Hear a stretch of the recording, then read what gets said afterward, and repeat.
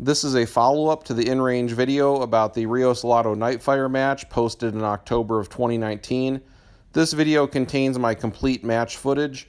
Unfortunately, in the intervening months since this match was held, we had a breakdown in communication and they did not have my complete footage for that video. So here it is for your viewing pleasure. This is Russell Fagan, aka Sinistral Rifleman, and this is my video for the Salado Invitational Nightfire match held back in January of 2019. I shot this match with my then carry gun. It is a Glock 19 with a KE-19 Charlie slide, KE flat carry trigger, and KE carry magwell. The frame has been worked over by Weeplead II, removing the finger grooves, adding stippling, and trigger guard undercuts.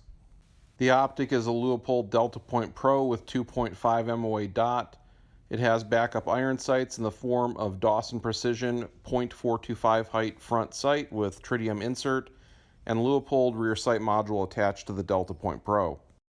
The light is a TLR-8 with red laser. Both the red laser and the Delta Point Pro are zeroed at 20 yards. This first stage featured a number of paper and steel targets obscured by a wall of barrels directly in front of the shooting area. It also had a number of barrels downrange. The shooter had to look for targets in the exact right angles to be able to see them.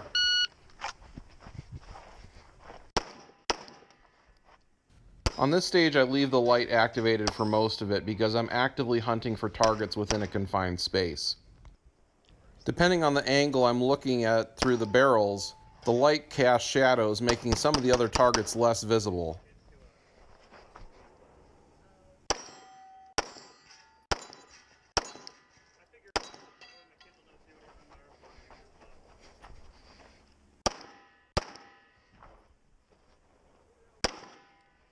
My standard practice is to release the momentary switch whenever I reload so as not to give away my position while I'm empty.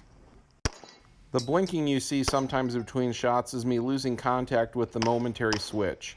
I don't notice this when I'm shooting because as I return to target, the light comes back on. I rescan the range when I'm done to make sure that everything's engaged and there are no steel left standing. I think that's it. If you're finished, unload, show clear. I'm 18th on this stage with 56.48% of the winner's score.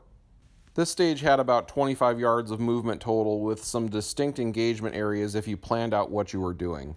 Because there's more movement on this stage, you'll see me activate my light as I get to an engagement area to identify the targets, then release the momentary activation as I move on to the next engagement area.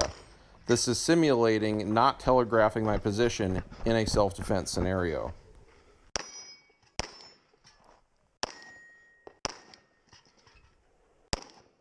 On this final position, you'll see that my gun smoke is actually backlit by the light, obscuring the targets downrange.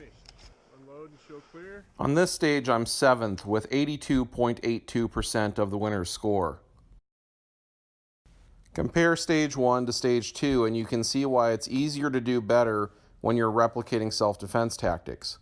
It's easier to go through the stage in a linear manner, searching for and identifying targets and engaging them, whereas the first stage, to do well on from a match perspective, you needed to memorize all the angles and execute that sequence as memorized.